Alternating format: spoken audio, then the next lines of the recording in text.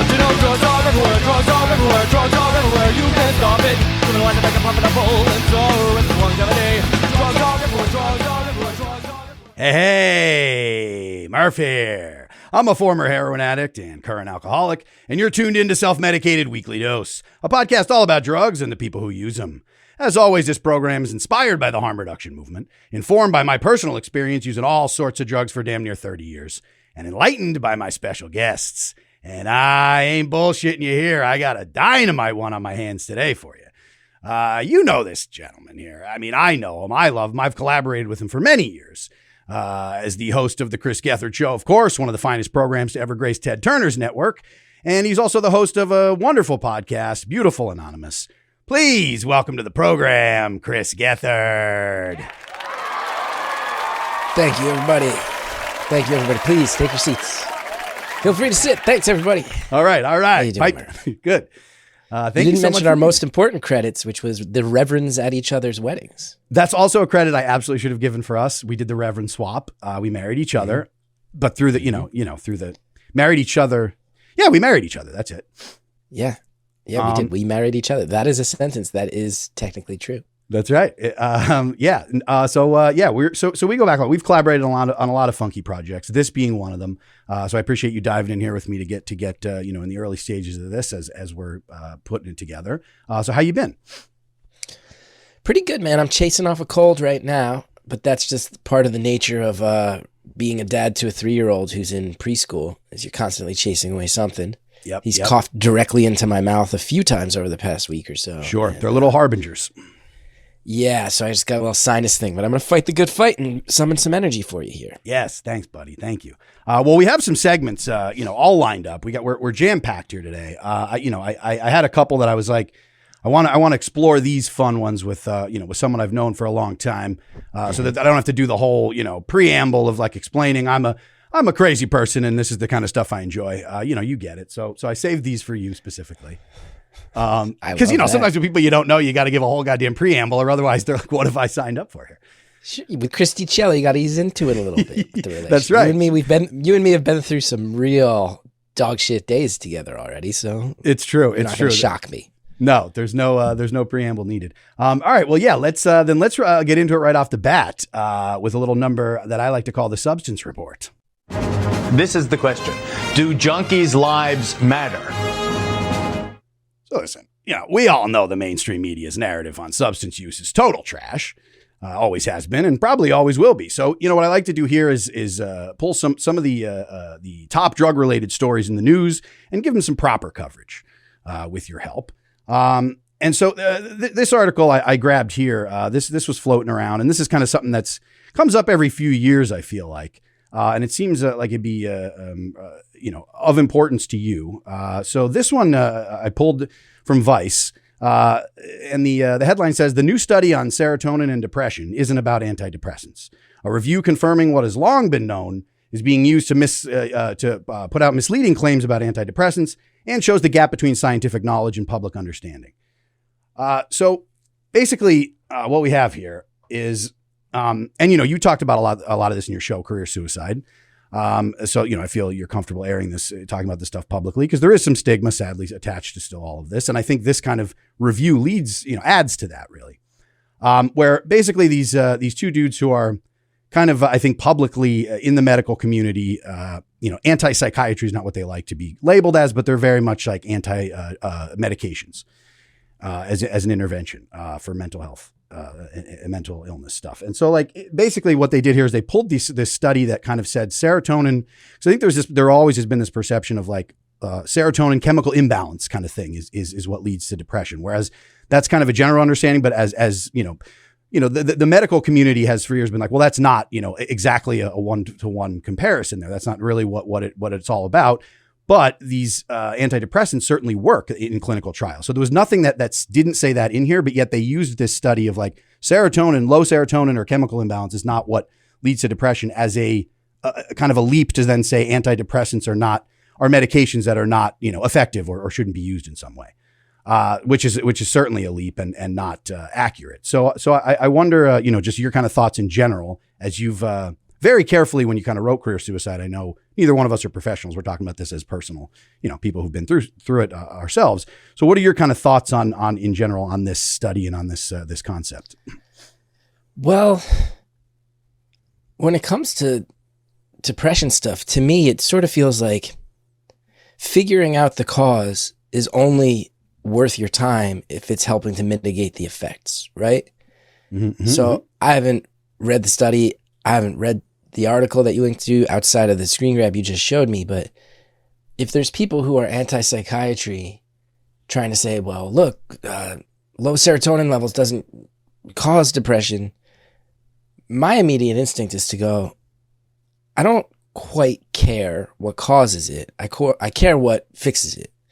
And I've been on a number of drugs over the years that have helped. I've been on other drugs that haven't. And anybody who's watched Career Suicide knows, I think one of the main messages of that entire piece that I put out there was, whatever helps you, go get it.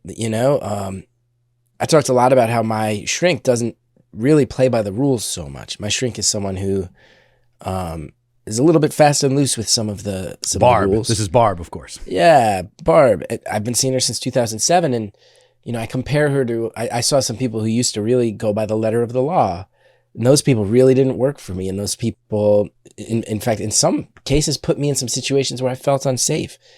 So to me, I go, if there's a teenage kid out there, or there's some college kid out there who feels like they're losing their mind, and they can take a pill, and that pill helps buy them some breathing room where they can get back on track.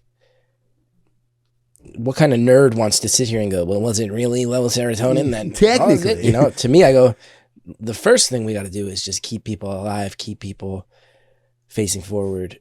Now, is there an over-reliance on pills? And that's why people are fighting against it? Maybe. I know people always have issues with medicating children. I get it, but I think like a lot of conversations that happen these days, I'm very wary of situations where we learn about these broad strokes conversations from sort of the top level. I know you and I have had many a conversation where you are very wary of the media. And I totally understand it. And one of the things that I think is sometimes when you see these broad stroke headlines, they get very, very far away from an actual individual's experience. And the individual experience is help the kid who needs help. Yes. Help the person who's snapping after college, which, is an age where it happens so often. A middle-aged person who's feeling so much stress that they're starting to mentally break. What is it that helps? Let's find them the help. And I think you're kind of start and end the conversation there for me. Yeah, I'm 100% on board with you on that. And I do think that the oversimplification of both just headlines and stuff in general, but just kind of these narratives that are pushed there is we just don't want to, people just don't. I think people are full of nuance and full of just their own individual experience. People are bringing everything that makes them a human being to the table, to any situation.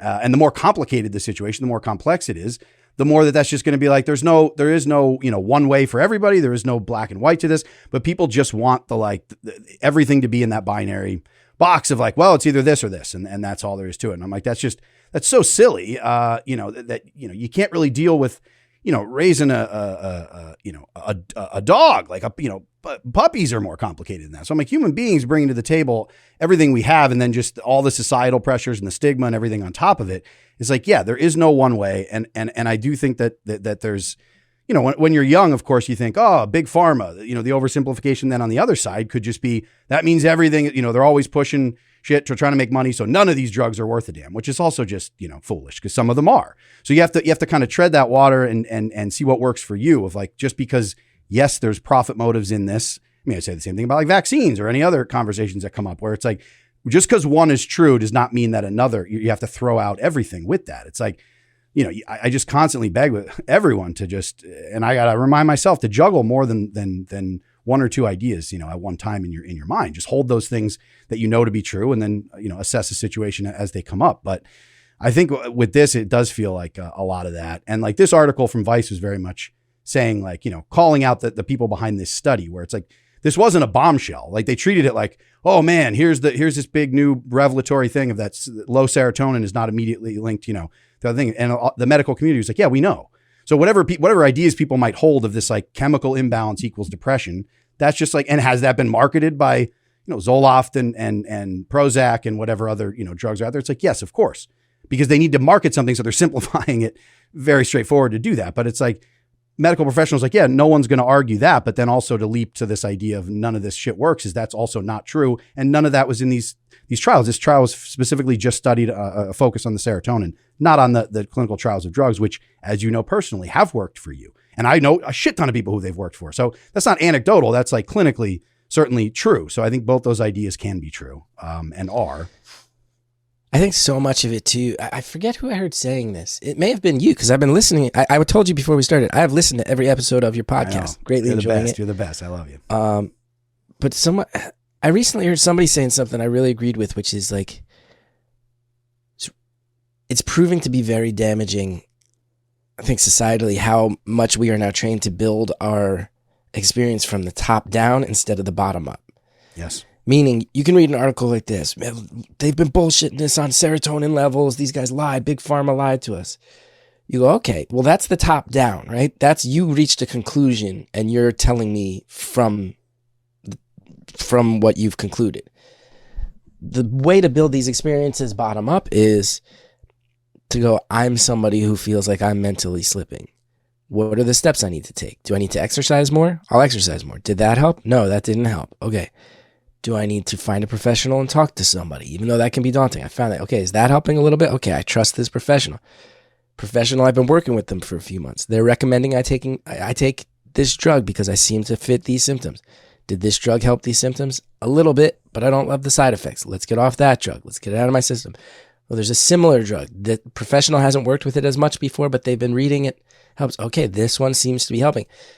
That's the bottom up, right? That's the bottom up experience. And I think this applies to a lot of people's experience, not just with this specific situation, but especially politically, right? And that's something you and I have talked about a lot is like, if you only read headlines going, the Republicans are trying to murder everybody, the liberals are trying to drag everybody in this direction. If your worldview starts more with what's going on right outside my front door, yes, who needs help? What are the businesses that are thriving? Which ones are struggling?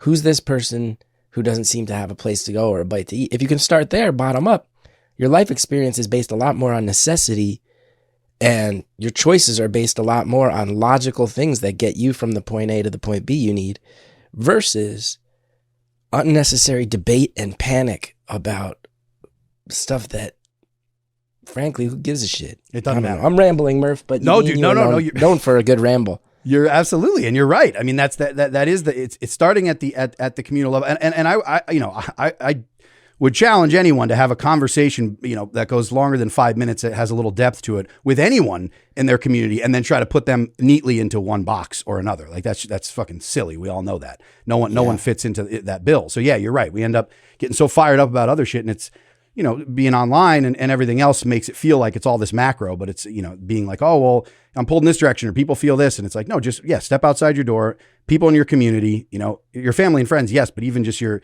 community at large that is there. And like, just, see people, that always is the cure for all this shit. I feel like, because no one fits into a neat box, and only what matters is that, you're there for each other as neighbors and as a community. Like that's it. And I'll tell you, I've been a very big proponent. Seeking mental health treatment was such a daunting and demonized thing growing up in the 80s. Mm-hmm. That we're both kind of Irish Catholic roots, and that's the family. So it's not. It's just not oppressed a thing. Catholic, blue collar toughness, all these things that add up to you don't talk about this stuff. Right. And Career Suicide came out on HBO in 2017. It felt pretty shocking then. Even by today's standards, I don't think that's a shocking special anymore. That's a good thing. But on Beautiful Anonymous, Murph, I feel like this conversation extends to something that you'd be a big fan of, where I go, there's a lot of things in life that are not for me. And you know this about me. You've known me as a teetotaler for most of our relationship. You've also been there during a perilous stretch back in 2011, 2012 when I fell off the wagon, and you were one of the guys who I think was looking out for me from afar, non-judgmentally on that. For sure. But Beautiful Anonymous, I mean, I just had an episode recently where I talked to somebody who went through a brutally challenging life experience, and told me that the way that she found her way out of it, one of the primary factors that helped her out of it was she wound up talking to a psychic medium who operates out of a trailer in a desolate rural part of Canada. I sit there, I go, I know myself well enough to know I don't think seeking out a medium psychic in a trailer would help me with my mental health issues. I think the way my brain is built, I would have too many questions about its authenticity, but it helped her. Great.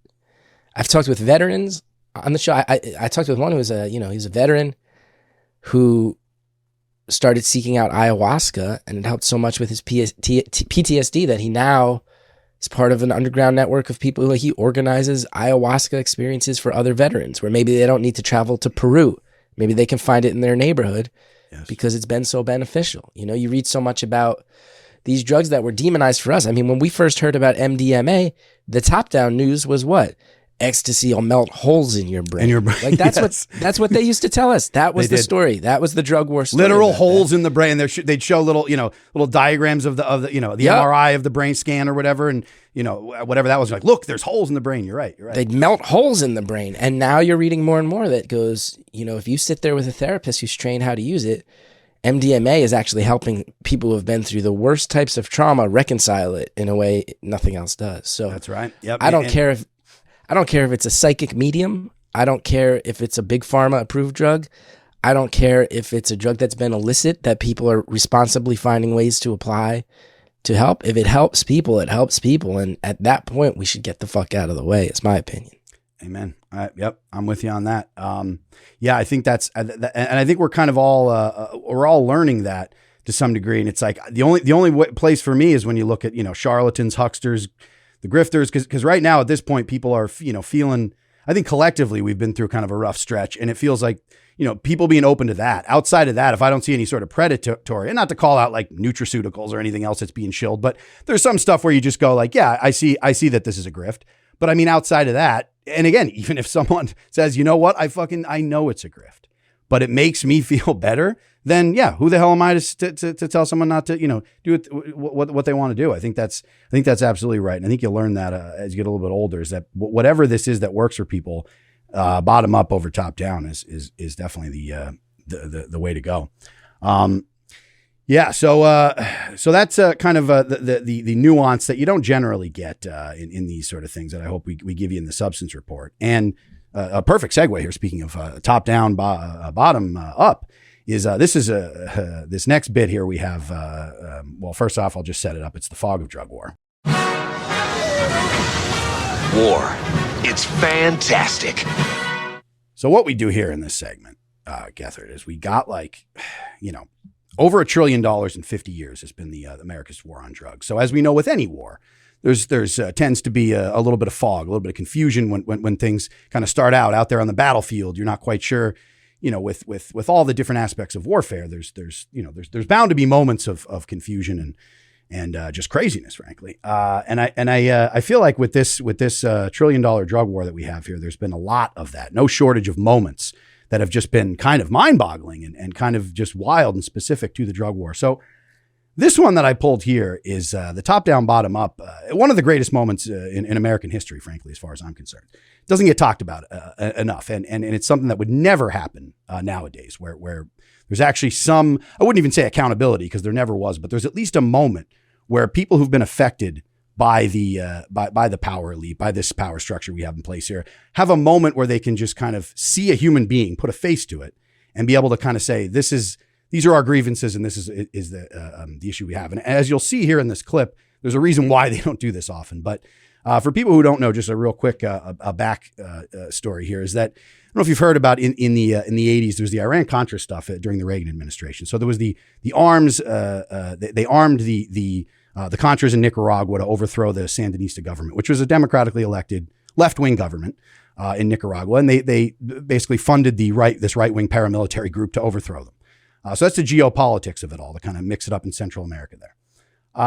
But Reagan, eventually Congress told Reagan, we're not paying for this anymore. Why is the American taxpayer paying for this, for us to essentially run a coup and overthrow this government so that we, are fighting the communists? That's not going to fly anymore. It's an expensive war. So to fund the war outside of Congress, they started getting involved in the drug trade. So the CIA gets meddling and they start, with cocaine, and they're bringing it up through. And then this gets, into Freeway Rick Ross, who was a legendary crack dealer in LA, one of the most successful drug dealers in American history. So he gets tied up into this and brought in. And there's a lot of whispers about, how did these guns and drugs manage to get into Los Angeles?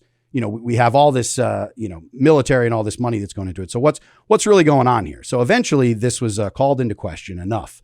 And Gary Webb, great investigative journalist, wrote this piece where he basically tied it all together and kind of laid out the case for it. And it was enough that the CIA sent their director to a high school gymnasium in Los Angeles to speak to the people of the community and answer some of their questions. So this went about as amazing as you can imagine, because they're passing a mic. This is passing a mic around, and this is letting people in the community in Los Angeles speak to the director of the CIA.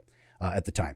So we'll just, let's take a little look at this clip here. And I pulled some of the more incredible comments and we'll see what we're dealing with. This is Director Deutsch of the CIA. Now, we all know that the U.S. government and the CIA supported the Contras in their efforts to overthrow the Sandinista government in Nicaragua in the middle 80s.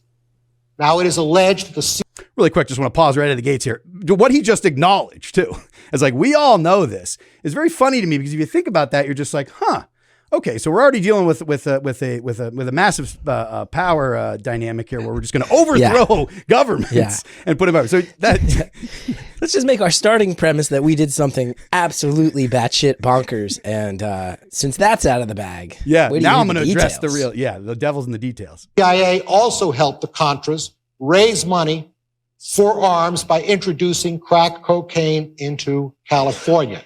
It is an appalling charge. It is an appalling charge that goes to the heart of this country. No one who heads a government agency, not myself or anyone else, can let such an allegation stand. I will get to the bottom of it, and I will let you know the results of what I found. And I look forward to hearing your questions. Thank you very much. Thank you so much for Mr. Murph, CIA. can we pause 1 second? They had there was a stretch where he was talking, and they panned the crowd. And Murph, I've spent 22 years performing in live comedy context. I've rarely seen a crowd less impressed with a human being than the pan of faces. That crowd seemed like they were not pleased with this. Already. Not convinced, not pleased with this guy. Yes, as even just a public speaker, as a comedian, as a performer, as someone looking out into an audience, Deutsch just staring down the barrel of like, well, here we go. Yes, and thank you for setting the scene for the listeners. I keep forgetting when I'm showing these videos. Kolsky's no, like, I was just so amused by that. Just the slow pan of unimpressed faces there was jarring. Was kind of chilling as someone who performs live for a living. Sort of chilling to see a crowd reacting that way. And in a high school gym, so they're packed in tight. Like, this is also not like, he's not on some grand stage, like removed from this. You can smell people like at this distance. Thank you very much. Thank you so much for Mr. CIA official for being here. But I would just like to ask you, how are we supposed to trust the CIA official to investigate themselves? I mean, we are having a problem with that. Very reasonable right out of the gates of just like, all right, so let me just get this straight. You're the director of the CIA. You're going to get to the bottom of potential CIA misconduct. Like, okay, so you're the right person to investigate this, and we should trust you as the head of the organization that was in it. Yeah, all right. So this woman just very quickly clarifying, all right, so that's nonsense. But here we go. Like a husband telling a wife, like, oh, you think I'm cheating? I'll go through my phone records and I'll let you know. I'll let you know. Yes, yes, exactly. Respect, sir. You coming in this community today in this way is nothing more than a public relations move for the white people of this country, because you know as well as everyone else that the CIA has been dealing drugs throughout the world and bringing drugs into this country since Vietnam's war. You brought them in here in body bags. You were in the Golden Triangle. So you're going to come in this community and insult us and tell us that you're going to investigate yourself? You got to be crazy. Will you Also, that's true. Just to back that gentleman up, that has been confirmed as well. They brought back smuggled heroin during Vietnam in body bags. That was an actual thing. That gentleman also was a cool looking guy. Yeah. And B, both him and the lady who spoke first, I'm going to put out my own conspiracy theory here. And I'm not judging those people. They're handing the mic around. To me, you don't get in front of this CIA guy without at least some light vetting, right? Like, they're making sure nobody's going into that room without a criminal record. They're hoping that these are, here's what the CIA is hoping, is that these people who you might term maybe like a little more street by the standards of the time are going to start ranting and raving and embarrassing themselves. And thus far, what we've had is 2 for 2 people who like that guy. If you saw him online at CVS getting agitated and yelling at somebody, you'd think he's a crazy person. But instead, he said something totally reasonable in a very reasonable fashion. And this must be the CIA's nightmare, because I have a feeling they were hoping it would get more nuts. And instead, people are just calling them out on some basics. Absolutely right. We're just hitting free throws at this point. It's like, it's all there, but you're right. They were hoping people come in just heaving half court shots and, complaining about the officiating and everything else. But no, people are coming correct. So we're going to see some more of that, of like, this crowd did their homework, and it's a problem. Ollie North and George Bush and the massive documentation, all these gentlemen, like this gentleman here, the co-defendant of Ricky Ross. Ricky Ross is doing George Bush's time. If you bring forward an allegation to me, I will see that it's investigated. Give it to the staff. Now, for the listeners, this fella, he hands over. So this fella literally says, "Yeah, when are you going to investigate Ollie North and George Bush for their role in this?" And yeah, great one-liner. Ricky Ross is doing George Bush's time. That's dunks on him. Then he says, "Hey, if you have any," also assuming, well, maybe later on when the cameras aren't rolling, I can say, "Oh, the guy never." This man stands up with a manila folder when he says, "If you have any evidence on camera," and hands it. He says, "Oh, give it to one of the staffers," and a gentleman walks over and takes it out of his hand. So, we'll of course never know what's in that manila folder, but I bet it was not something John Deutsch was expecting to have to be handed to him. So this another prepared, very prepared crowd here today. You and the DEA's former director had a conflict and he resigned. What happened to that ton of cocaine that you were supposed to be watching coming from Bogota, Colombia? I don't know what you're referring to, sir. There was a conflict between the DEA and the CIA, whereas you guys were watching a ton of cocaine flying out of Bogota, Colombia for a sting operation. The director of the CIA didn't agree on your tactics and you superseded him and went over and he resigned. The former, I don't know his name, but the former DEA director, the one that just resigned because you wouldn't give him the information on the ton of cocaine that you were supposedly watching coming from Bogota, Colombia. Whatever happened to the ton of cocaine? I don't know the case you're referring to. Now, and I do know the case he's referring to. Oh, you do? I also want to say, just to reiterate my prior point, again, I'm not judging that guy who was on the mic, because I think he took a good swing there. For anybody who can't see this because you're listening, this guy was missing a lot of teeth on his bottom row.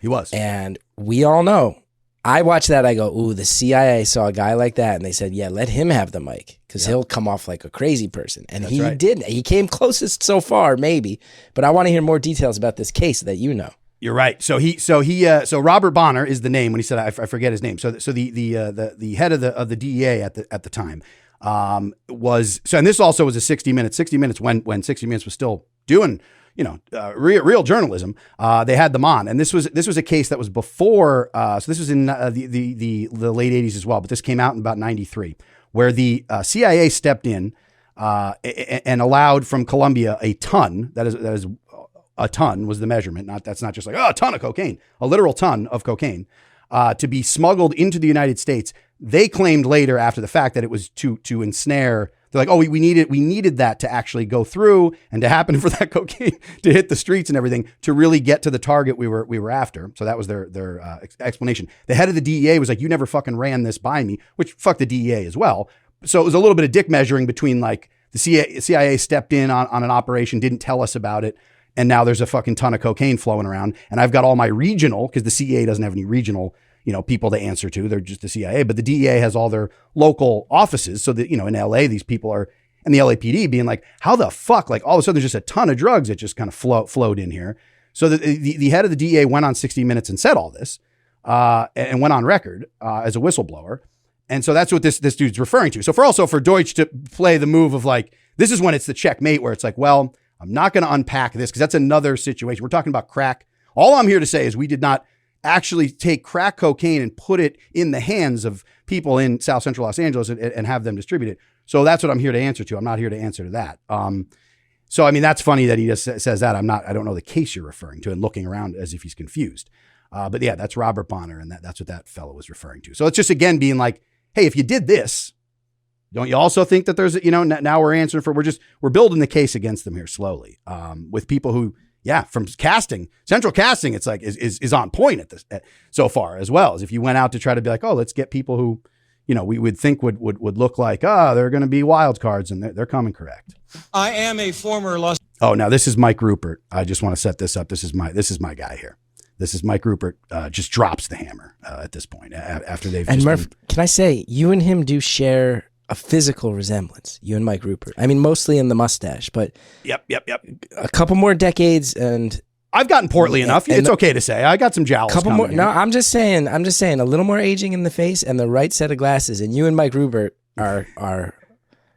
I'm glad to hear you like what he says, because you also share a vibe.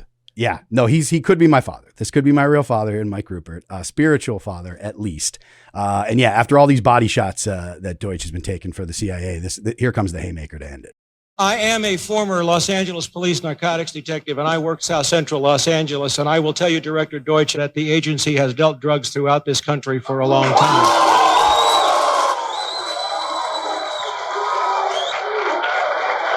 On their feet, standing up.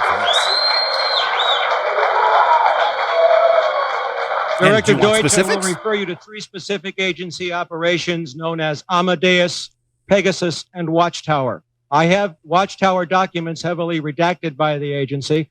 I was personally exposed to CIA operations and recruited by CIA personnel who attempted to recruit me in the late 70s to become involved in protecting agency drug operations in this country. I have been trying to get this out for 18 years, and I have the evidence. My question for you is very specific, sir. If in the course of the IG's investigations and Fred Hitz's work, you come across evidence of severely criminal activity, let him speak and it's classified, will you use that classification to hide the criminal activity, or will you tell the American people the truth? So we can imagine what the answer to that was. It's classified. I got to say too, pretty brilliant. Because somebody he could turn around and go, this guy Mike Rupert is a ranting, raving, crazy person. That's what I'm first of all, I'm shocked that live on C-SPAN a bullet didn't travel through that man's temple as he put that out there. Yes, shocked. Yes. Well, from behind Secondly, that curtain, they were given the signal where they're like, is this where we do it? Yeah. I'm amazed we didn't see a laser scope. And then, obviously, I'm sure they're instantly, can we smear this person's reputation? But what he did that was so tricky was, I'm going to say all this stuff that sounds crazy. I'm going to tell you I have evidence. But the actual question is pretty innocuous. It's, if something's hidden behind a classified status, do you prosecute that crime? That's a question that this guy has to answer, or else he looks like a chump. Yep. Well played move by Mike Rupert. Not, can you verify the existence of Project Amadeus, which sounds like something nuts. Just, hey, if you got classified info that tells about crimes, do you prosecute those crimes? You're right. I mean, checkmate, Rupert. Checkmate. It kind of is, because you're right. At that point, it's like, forget even the specifics that I do have and I will turn over, and I've been trying to get out there. Forget that even, you're right. But it just theoretically, if you're going to do this investigation and you come across stuff that is classified, will you prosecute? And the answer, of course, was no. And it wasn't. Nothing was prosecuted. They gave a report, just as a follow-up to that. They gave their report, I think it was a year later or whatever, it came out quietly. And it was, acknowledging that there was, not acknowledging any criminal activity or wrongdoing, acknowledging that there was some miscommunications within the agency, blah, blah, blah, blah, blah. But John Kerry, who, as we know, ran against Bush for his second run for the president, when he was a senator, he did the Kerry report on all of this, working with Congresswoman Maxine Waters.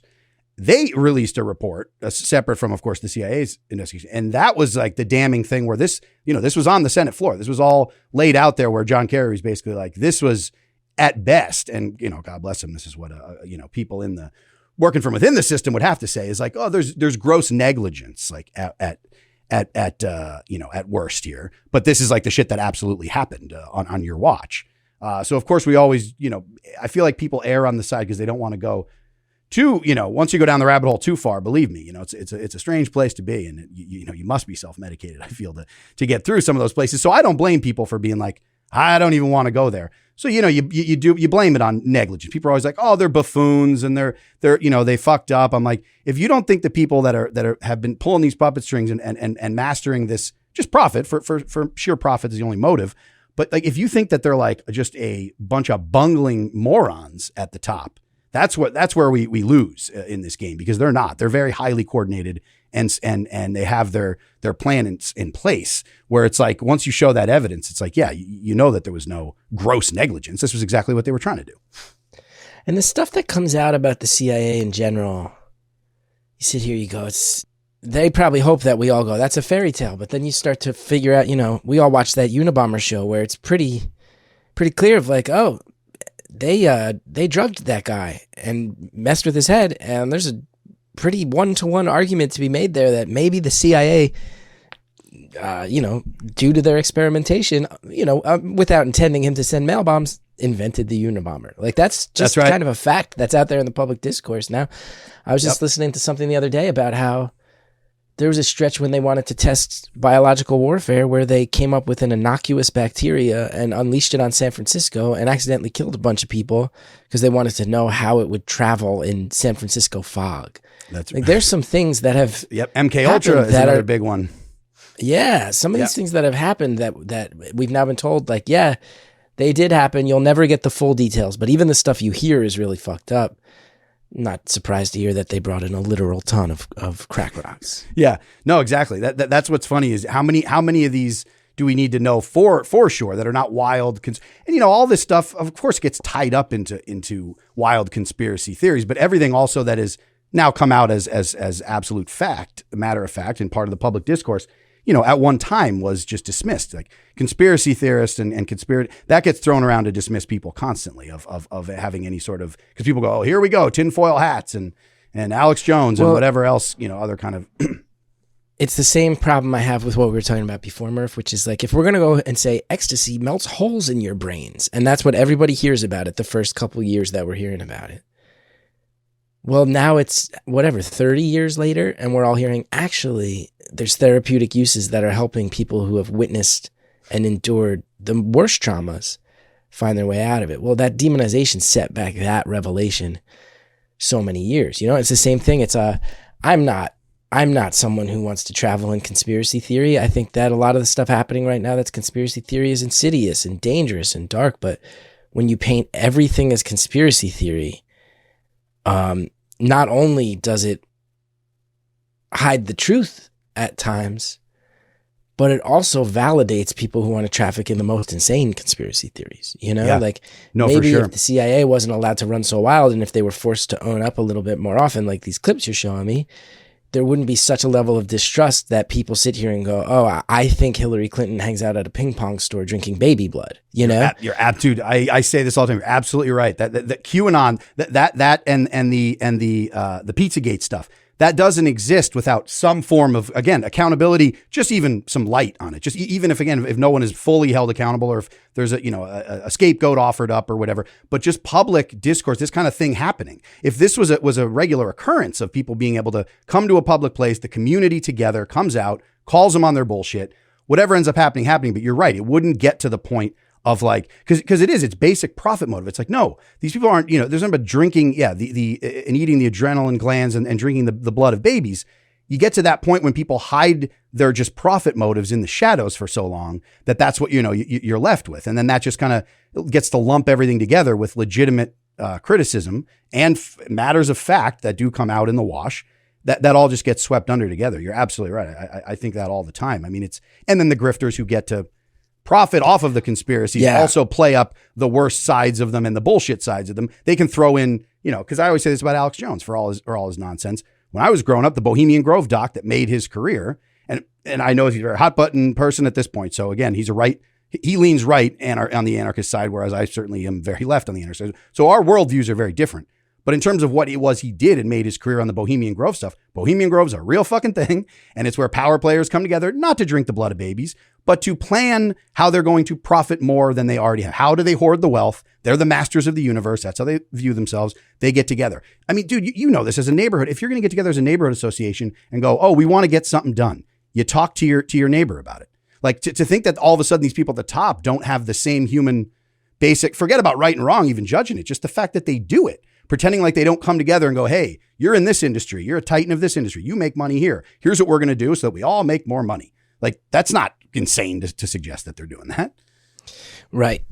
And if they would let a little more of the truth come out, the conspiracies would fizzle naturally, right? And yeah, that's right. And it's same thing of like, oh, they make you, if you take mushrooms, you're going to lose your mind. And now it's another thing that's coming out of like, actually, there's valid therapeutic treatments for that. Well, because you've demonized that, now you've also got all these weird fringe podcasters selling supplements that we all know are like, yes, you know, like ground up horse testicles that are medically and nutritionally useless.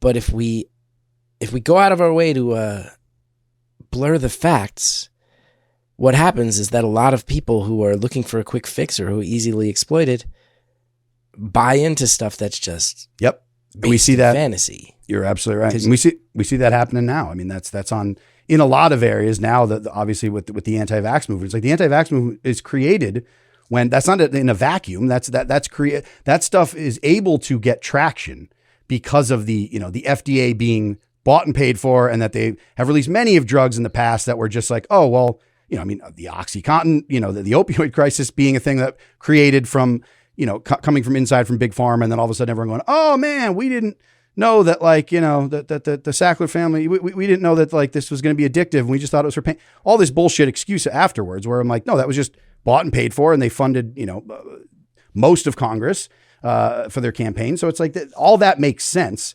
But then when you turn it around, it's like it leaves the window when you won't acknowledge that and there's no accountability for that. It leaves a huge lane for grifters to come in with all sorts of nonsense. That again, it's like what we were talking about earlier. It's the two ideas. It's that this is true, yes, but that also then doesn't mean that like all of it is bad and you have the answers through some, nutraceutical or whatever the hell it is you're shilling. It's like, don't leave that lane open by allowing, by just, being as full of shit and as corrupt as you are, then you have no leg to stand on when people come with some of the most, batshit stuff imaginable. I get it. I get why you'd buy into that after being lied to for so long. I appreciate you diving into I tend to nerd out when it comes to this kind of stuff. I just want these community meetings in high school gyms all over the country at this point. That's something we don't get often. The mic has not been passed around, let's just say, in a long time. Yeah, that's the last time the CIA did that, right? That's right. How many seconds do you think that man was in the car before, because that was probably the early cell phone days, right? Yeah. How many moments after he left that stage do you think before some encrypted phone call was coming through that was like, we told you that was a bad idea? Yes. And that can never happen again. That can never happen. Yeah. I thought we vetted I thought that people were coming in there and it's like, it was the community, man. I don't know. That was spectacular. I encourage the listeners to look more into like, Mike Rupert and this all, it's all out there. You got to do a little bit of deep dive. It's not a first page of Google search results, but it's all out there. And I encourage people to dive in, and I'll have more clips from that from other things similar to that I love that have kind of, gone under the radar a little bit. I'll rant and rave all day, but I also like to hear from our listeners as well. So Gethard, I know obviously this is, with Beautiful Anonymous, you're no stranger to, and the Gethard Show, you're no stranger to having call-ins and people, interact with the show. So I wanted to do this segment with you. We call this one Listeners Untapped. You have reached 443 MK Ultra. Oh yeah. Also, sorry. Speaking of MK, the CIA's dastardly plots. I procured the phone number for the program. It's 443 MK Ultra. So if you call, you were able to get that? I got that number. I was able to track that down. I have a friend. Do we know what the 443 area code is? I believe it's North Carolina. Yeah, look that up real quick. I don't know that. I do want to know. I think it's North Carolina. A friend of mine, she works does like phone number. Eastern Maryland. Okay. Eastern Maryland. Okay. Well, somebody in Eastern Maryland was holding on to MK Ultra for me all these years, and I appreciate it. because I was able to buy it from him for at a discount, bargain discount for that number. And so please call into the program. With anything, conspiratorial opinions, responses to stuff you hear on the show, just anything, really anything about drugs. You can call 443-MK-ULTRA. So this was a call I got actually just yesterday. It came in. So I wanted to run this one by you. It kind of ties into the stuff we were talking about in the first segment of the program there, the substance report. So let's hear from one of our listeners. Hey, Murph, I got a question, man. So in the first season, I believe it was episode 5 in Murph Meyer's Self-Medicated, one of the takeaways that I got from that is that addiction is not necessarily considered a disease in the harm reduction movement. And that's an interesting thought to me. I have a lot of friends who are addicts and in recovery, and it's really important to them. And I've been supporting and embracing them for years. And I used to just be there wholeheartedly without a second thought. And now when they talk to me about going to meetings, and I mean, it works for them, but when they talk about it being a disease, now there's that thought in the back of my mind. It's not affecting the way that I'm supporting them, but I just wonder, I don't know what to do with that anymore. I don't know what to do with the thought of when my friends or any addicts I encounter are telling me that they have a disease, there's that little voice in the back of my head now that's going, is it? I don't know what to do with that, Murph. Any thoughts? Thank you. Mission accomplished, Murph. That's why you started this show, to get people to doubt the intentions of their addicted friends. Well done. Yes, we did it. All right. This is going to be the last episode. We've achieved our goal. That's a tough one. That's a tough one. So let me just clarify. First of all, thank you so much for calling in and listening to, the first Self-Medicated was the podcast. It's more scripted, memoir style storytelling and stuff. And so that's what this caller is referencing. And in that episode, I think what I'm actually going after, and I'm glad to have the opportunity to clarify this, so it doesn't seem like that is what I'm trying to do. Kind of going back to what we said earlier, and Gethard, what you said about with the mental health and antidepressants and stuff. If someone is telling you something and that's working for them, and that's someone you love, then end of story. That's it. And that's great. There's no need to analyze it, intellectualize anything further than that. First of all. So I think each person, the idea being behind harm reduction, and not to represent the harm reduction movement at all, but to say what I've kind of feel, and I know some others agree with this, is that removed from the individual part of it, which is on that level, we talk about so this is what you said before, top down kind of thing, because I can't help but comment on the top, even though the bottom up is where it's all at. And in your day to day and the people you're dealing with, humans, individuals, yes, like whatever people say and however they identify and whatever they're going through, then that's what you should be there to support them. You're doing the right thing. So don't worry about that voice in the back of the head. If the voice in the back of the head is me ranting and raving on a podcast, get that the hell out of here. The back of your head, for sure. Nobody wants that. My God. But from the terms of like systemically, what I was trying to address in that issue in that episode is that what I found to be very weird is that for years it was a moral failing, like addiction is kind of how it was viewed. And so the stigma that's attached to that, as rightfully so, and this was a bipartisan thing in terms of legislation and policy. Scranton Joe Biden, certainly one of the big Democratic proponents of that, reaching across the aisle, is that this idea that it's a sin, it's a moral failing, it's the fabric of our society being torn by this. So this needs to be legislated, regulated, and criminalized. So if that's the mentality, that makes sense to me. At least logically, it tracks with. So if you do it, you're going to jail, and if you fucking die, then it's your own fault. So go off and go, crawl into a gutter and go die for all I care. You're a heartless, scum bum, and I don't care for your worldview, and that's not certainly what my beliefs at all. But what I get about that is that's at least like, okay, then it makes sense why you'd criminalize this. But what is really weird now is this disease model, where if you really think about what people now have said by acknowledging it's a disease, if you think that addiction is a disease, then you should immediately be screaming from the rooftops that this should be decriminalized, that there should be no person in jail, that none of this should ever be criminalized, because otherwise history is going to look back on that very poorly, I think, where, I know the term, you're a Nazi gets thrown around pretty often and loosely nowadays. But when you think about like how just sick it is to live in a society where you're like, oh, we criminalize illness, we criminalize, diseases and put people in jail for them. Like that just seems like it's a very fucked up, line of reasoning. And so that's kind of what I was questioning, is how is our policy not caught up with that idea that whether I disagree or, again, it's like you were saying, it's literally the exact same thing you were saying before. Look at the brain scans, look at the science. Like, well, technically, when we looked at this, that didn't track. Like, I don't care. I care about that as an interesting, but not as a person on a personal level. I don't give a shit about that at all. Who cares if someone thinks it's a disease or doesn't think it's a disease? Take care of people, love people, and that's it. But what goes along with that is this policy of just going, well, then you have to also be for decriminalizing. Otherwise, where's the logic on that? You know what I mean? Where's the compassion? People who have diseases, you show them compassion and empathy. So if it is a disease, where is that? That's right. I hear you, Murph. Yeah. So I think what you should be questioning, I would just say to this listener, certainly not your friends who this has helped, or anyone who is trying to get there. In the back of your mind, what you should be always thinking of is, why have we not decriminalized this? Whether this is or is not a disease, and how much, the argument can be made for how much the disease model of addiction has been helpful. I think the thought is that it would bring people around to where I just said, where they immediately go like, well, then this should not be decriminalized. It should be a public health issue, which is true, but doesn't hinge on like, is it a disease or is it not a disease? Like it's because that matters just as much as, is it a moral failing or not?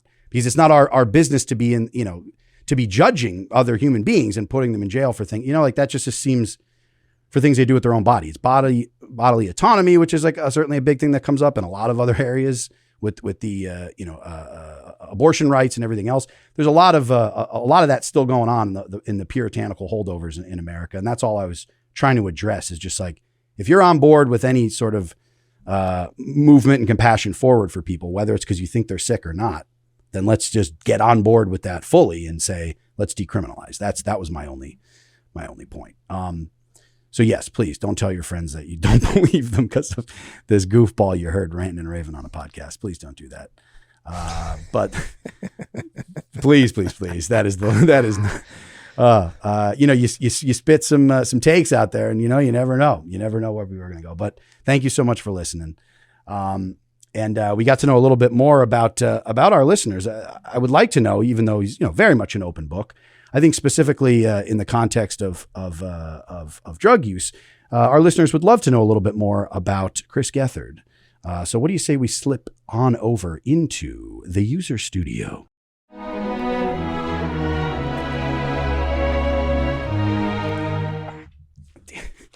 Damn it. One of these times I'm going to hit that transition smoothly, where I fumble for my Jimmy Lipton glasses. We end our podcast session with a weekly dose version of the questionnaire that was used masterfully for 24 years by the great James Lipton inside the Actors Studio. And the first question is, Chris Gethard, what is your favorite drug? Want to be clear, say that in general, drugs don't work for me. Murph, you've been present when I've taken drugs, and you've seen that. I've actually never asked you this. Sure. That night where I started doing all that MDMA. Yes. You were a person who said, like, you got to chill out. Yes. Aside from, let me pause my James Lipton response here. Yes, of course. I don't think we've ever actually spoken about that night. I've done bits about it, and I think I've said to you, can I talk about our interactions? But you famously were like, dude, you got to chill. You're doing too much MDMA. And I snuck into a porta potty by myself and ate a bunch more. And everyone who was a friend of me who was there was like, what the fuck is the compulsion? On? Yeah. The compulsive. You saw it instantly, right? I saw it instantly. Yes. And here's the thing, again, you're a big boy, you do your own stuff, but you want people looking out for you. That's what friends do. So I did voice a thing where I kind of was watching from, I did not do any, I then was also like, let me pass. Let me just stay on these whatever edibles I was eating, or maybe I certainly had some beverages, I imagine, but I want to stay in a state where I was like just seeing what was going on here, because I knew your history. And I think people, look, I know that for myself, sometimes it can trigger a thing where it's just like, oh yeah, you do not know a speed limit. You just have no speed limit. So there is no like, let me just drive along this lane. It's like you get in that lane and it's pedal to the floor. And I saw that, and I've seen that in myself and many of my comrades over the years. I hadn't done drugs in so many years. And then that night I had you, maybe my most drug experienced friend, going, okay, I see what's up. I see what's up. Like we blew right. That was always the problem with me and drugs, is like, it blows right past fun. Yes. Right. The first night I ever smoked weed, did I ever tell you this? First night I ever smoked weed, I did 13 bong rips. First time I ever tried cannabis, I went that hard. Goodness. I always went hard at stuff. So that being said, knowing that it's not for me, knowing that I'm someone who's a prime example of a cautionary tale, yes, who doesn't want to glorify drugs, because I also, as you know, have lost friends to drugs, I will say, before the MDMA went out of control, it was a revelatory experience. It's probably the best drug I've ever tried. There it is. It's the MDMA. Yeah, and I agree with you. I think not glorifying them, not stigmatizing them. That's literally what we're asking. And I think, again, one of the nuanced things is that just because I'm a big proponent of myself using drugs, that is myself. And I always listen to people and would never be like, well, maybe you should try it again. If we should, like, of course not. No, you know yourself better than anybody else does. It's funny too, because you often on the show have to have the caveat of I'm not pro drugs. Like I've heard Always. You have to underline that.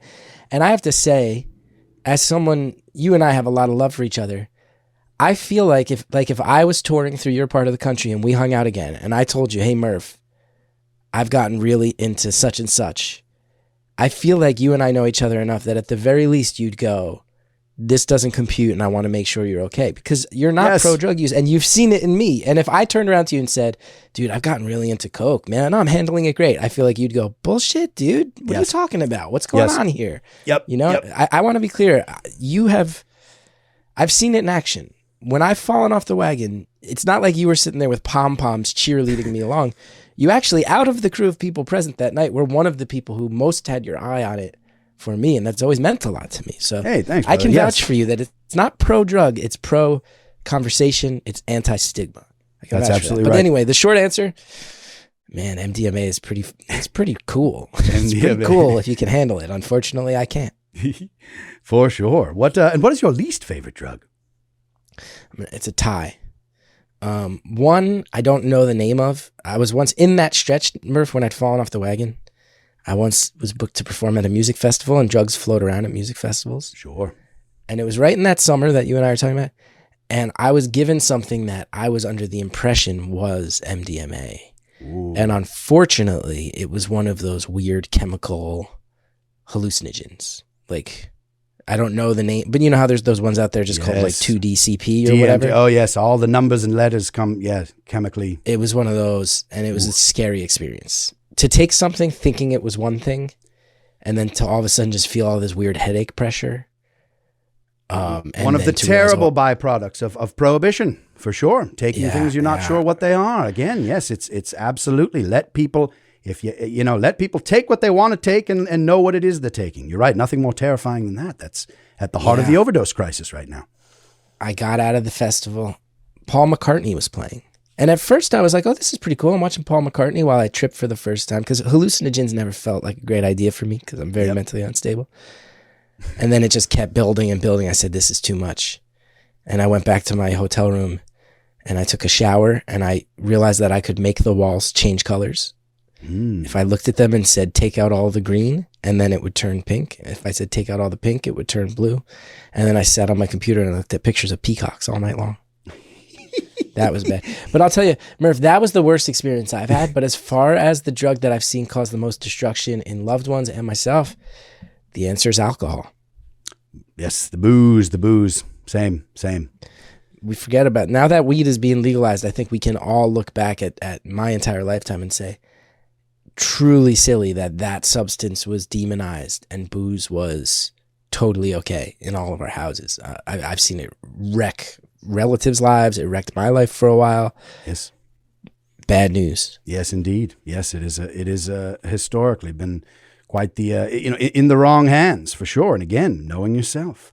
And I didn't know that about you with the, nothing like getting a hallucinogen, also an intense psychedelic without knowing, unwittingly. I mean, I was vomiting by the end of it. It was bad. It was bad. What celebrity's overdose death has had the most profound effect on you? Oh, that's a great question.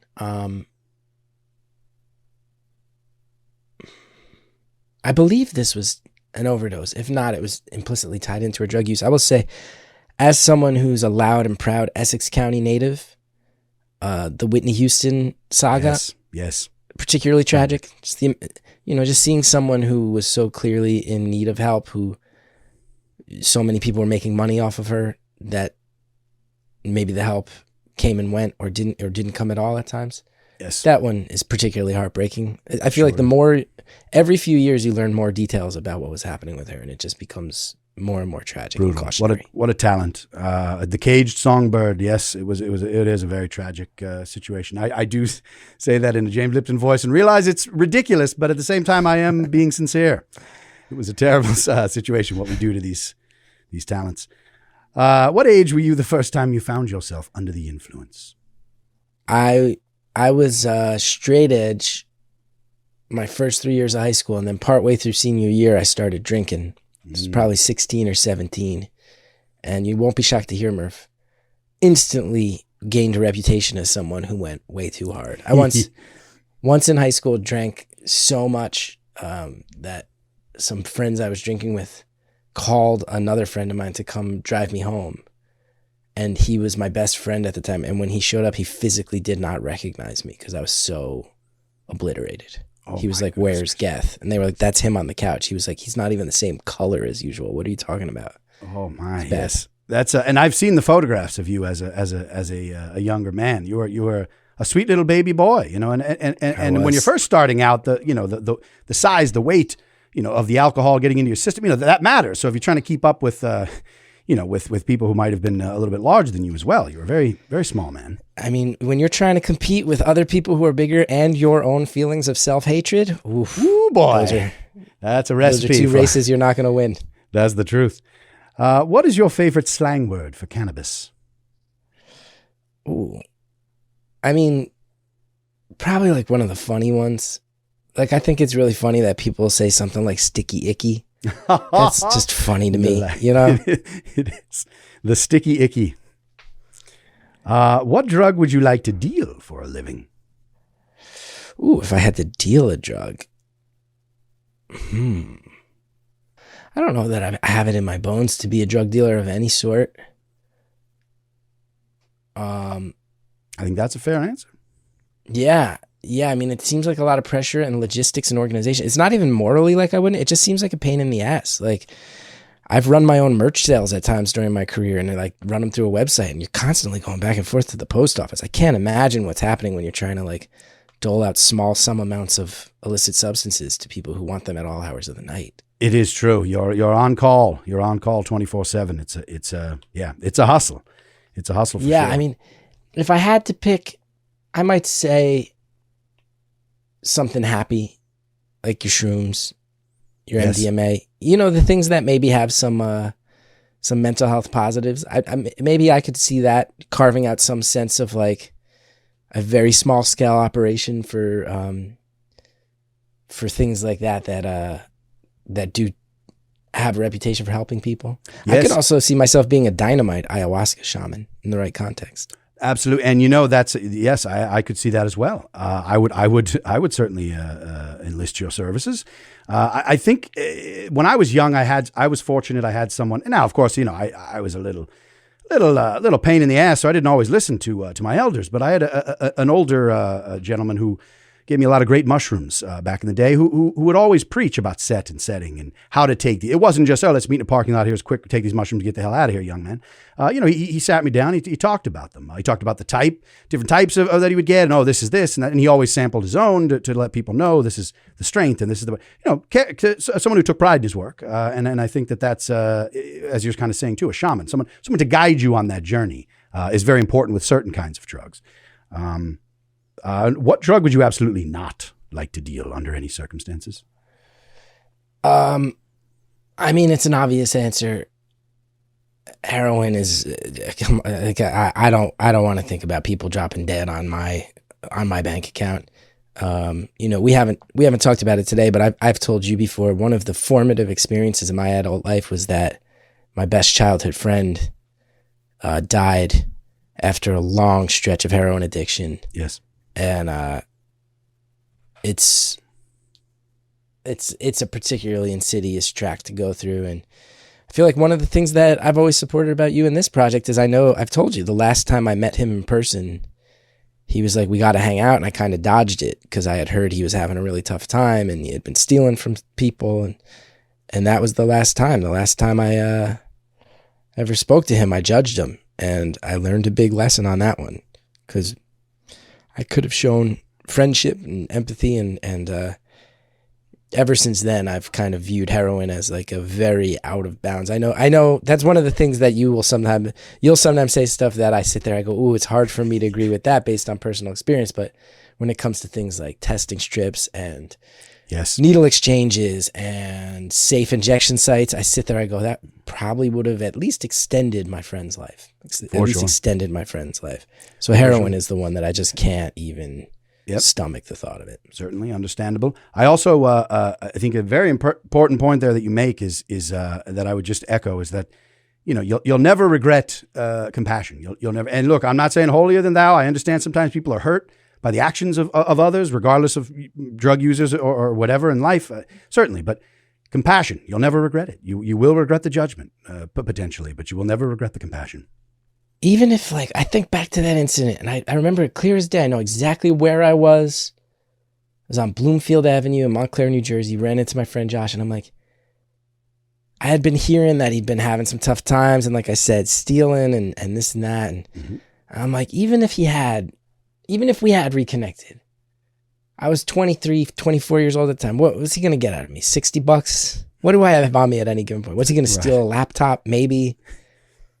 I would be less pissed about that $60 or that Discman back then, that early generation iPod, whatever we were carrying back then. I'd be less pissed if he had stolen one of those than I am at myself 20 years later that I judged my friend. Like that, I don't get to forgive myself for. I just don't. He's dead. I don't get forgiveness for that. You know, and that's on me. That's on me. I think that's right. I think even from a selfish standpoint, again, for us as individuals, it's like, even for those reasons, that's exactly right. I've heard many people have said that, expressed that similar sentiment. And of course you want to tell people, let it go. You know, it was something you couldn't have avoided, whatever. But the one thing you can is like you just said, the compassion. And finally, if heaven exists, what would you like to hear Whitney Houston say when you arrive at the pearly gates? Let's see. What if it's like St. Peter's at the pearly gates? I find out I got in, he opens them up, and Whitney Houston just says, I want to dance with somebody, and that dance is you. And that first dance, on your way into heaven, you get to have that dance with Whitney Houston as she sings that song. My God, that is heavenly. That is heavenly. What a joyous song. Right? What a joyous song. Oh my, Whitney and Bobby Brown will see you in hell, my friend. Chris Gethard, these are your drug users.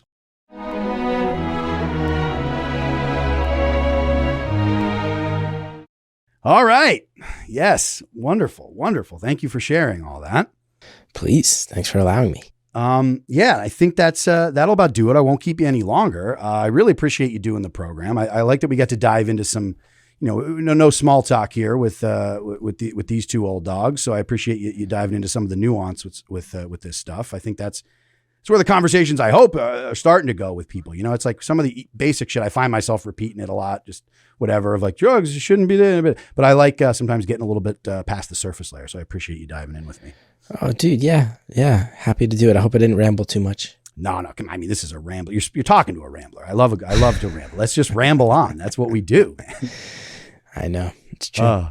So people, where can, of course, people follow you, find you? What would you like to give listeners on the way out the door? ChrisGeth.com for my touring dates. Chris Geth on Instagram, Chris Gethard on Twitter, all the usual things. And Beautiful Anonymous, the New Jersey is the World podcast. I'm always out there making stuff. So whatever you want to check out, I know your time is limited. Thank you so much. But Thank you to you, Geth. You've always been a great champion and supporter of mine, regardless of the drugs I'm using, the drugs you're using. That's never been, what our relationship's been founded on. It's been creativity, freedom, and funk. Can I ask you a question? It just popped into my head. And feel free to cut this. Why am I still talking like James? I've slipped back into this half-assed James Lipton impression. All right, go ahead. Here's the question. Between the public access and the cable run, it came to my attention at some point that a bunch of the cast members were doing shots of whiskey before the show. And I hadn't known that. And I didn't care. but I came to understand that was a tradition. Were there ever any times you were on air and you were affected by other substances that I never knew about? Oh boy. Yeah, I guess I yeah. I went on an Adderall run for a while because I was, you partying all. I mean, because after the show too, partying late nights, then trying to do auditions and stuff the next day. I enjoy Adderall for that sometimes, especially the older I get. Weed, I don't really like getting too high before performing of any kind. I mean, you had the weed episode on there, but no, impossible. Didn't do that. Probably some toots here and there. Maybe did a little back in the public access. Maybe did a toot. Bo Montez did a couple of toots before trying to dance for an hour. So there were some toots at the MNN studios for sure. In that bathroom, getting that gold necklace on and getting ready to boogie. Yeah, but yeah. Other than that, not much. I did ask. It's funny. I did have a talk with once we got to True TV. To be like, yo, man, you got to put this whiskey in the green room, and they're like, nah. They draw the line. Where I was like, hey, can't that be part of the contract negotiation? I tried to keep. And I'm like, yeah, and a bottle of whiskey, My agent's like, yeah, no, I know. I told them about the bottle of whiskey. I don't think they're going to do it. But yeah. Also, is it fair to say we smoked weed with Method Man? I mean, that is fair to say. He talked about. I missed it. Yeah, I was getting notes from our dumb network. Dumb notes from our dumb network. Lame ass suits, of course. Dude, everybody was high out of their mind. And I mean, for me, it's once every, handful of years I'll eat an edible, maybe at this point in my life. But I would have smoked with Method Man. I mean, who wouldn't? Method Man brings his own, because we also, people had all the kids, around the writers. Diana was there and everything. So we're pulling out the like vapes and of course Method Man's like, no. I know what I want to smoke. And he pulled out his own blunts to smoke. Was it high quality shit? Oh, I mean, delicious and just, nutritious. I don't know. It was great, but you're right. You don't say, you don't pass on a smoke with Method Man. I missed it. I missed my chance. Well, you facilitated it for everyone else. So I will always be grateful to you for that. I do my best. I'm a king facilitator. Everybody knows this. Hell yeah. All right. Well, I love you, brother. Thank you again for doing the show. Love you too, buddy. Thanks for having me. Absolutely. Thanks to everyone else for tuning in for your weekly dose. Hey America, there's needle use of sleeping with your children, with your daughters, with your sons, and with your husband. Self-Medicated Weekly Dose is hosted and produced by me, Murph Meyer, with support from Pop Culture Collaborative. Our theme song is My Congressman by 15, courtesy of Jeff Ott and Hopeless Records. Original artwork and production design by Diana Kolsky. Thanks so much for tuning in. If you enjoyed the program, you can listen to new episodes of Weekly Dose every Wednesday. Just look for the Murph Meyer is Self-Medicated feed wherever you get your podcasts. While you're at it, subscribe to the Self-Medicated YouTube channel to see new video clips from the show each week. Follow me on Instagram at Murph Meyer. And for some top-shelf harm reduction resources, head over to selfmedicatedpod.com. Also, don't forget, you can call the Weekly Dose podcast anytime to leave me a voicemail message with your thoughts on drugs and the people who use them. Just pick up the phone and dial 443-MK-ULTRA. All right, that's about it for me. I'll see you next week. Love and solidarity. Goodbye. Weekly Dose. Hey America, there's needle use of sleeping with